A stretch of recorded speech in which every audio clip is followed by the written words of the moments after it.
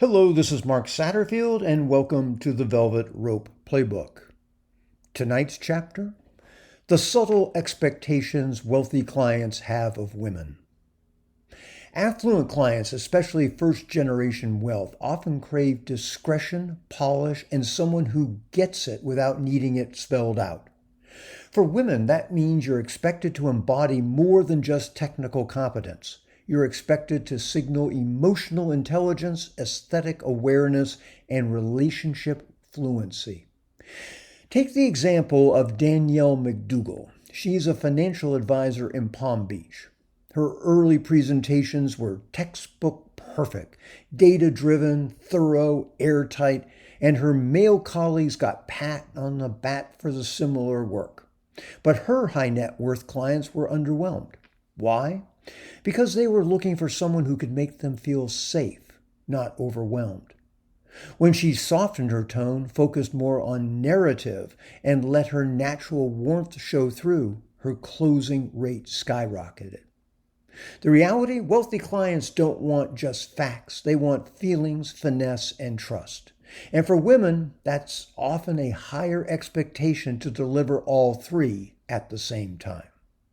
And if you want to deliver all three and attract more affluent clients with no cold calling or hard selling, go to getwealthyclients.com. Once you're there, you can request a free copy of my Amazon #1 best-selling book, The Affluent Marketing Blueprint. That's getwealthyclients.com. In the mass market, charm can be dismissed as fluff. In the high net worth world, it's currency. Affluent clients often see your presence as proxy for your value. Style, body language, speech cadence, these all send signals before you ever mention your credentials. And while men may get away with being brusque or transactional, women are more often evaluated through the lens of warmth, elegance, and perceived ease. But don't mistake this for being ornamental. True charm is strategic. Alexis Bergeron, a former litigation consultant turned elite branding advisor, built her 7-figure consulting firm after realizing that her style wasn't something she needed to dial down. It was her competitive edge. She wore bold fashion, told raw, personal stories, and embraced vulnerability. Her clients? Ultra-wealthy entrepreneurs who were bored stiff with jargon and corporate polish. They trusted her because she showed up human, not robotic. In fact, charm plus style plus strength is a lethal combo in the right hands.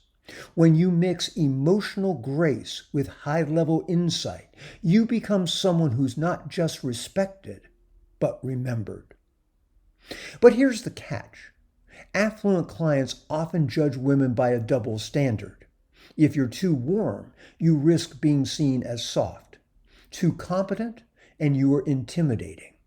Men rarely walk this tightrope. But here's what the best women do. They own the paradox. Monica James, a consultant who advises family offices, said it best.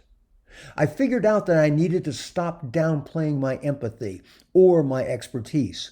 I just had to decide when each was needed to lead.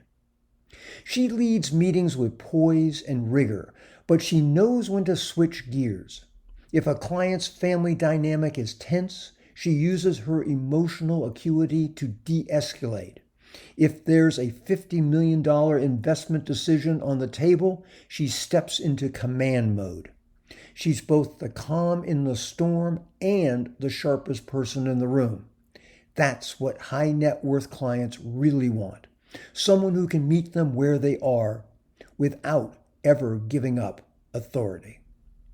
This is Mark Satterfield. Thanks for listening to this chapter of the Velvet Rope Playbook. If you're enjoying these stories and want to get better at using stories to attract more affluent clients, head over to getwealthyclients.com and get a free copy of my latest Amazon #1 bestsellers. That's getwealthyclients.com. Thanks again for listening. I'll be back at you soon with another chapter in the Velvet Rope Playbook. Bye for now.